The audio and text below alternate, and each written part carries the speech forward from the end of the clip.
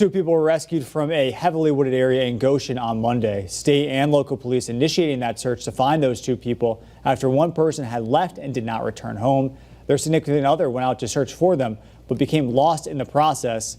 Officials say that one of the people that they found were injured. Goshen Fire, along with Highland Ambulance, hiking into the woods to rescue those two people. One of them, though, carried out on a stretcher. Both were assessed by the Highland Ambulance.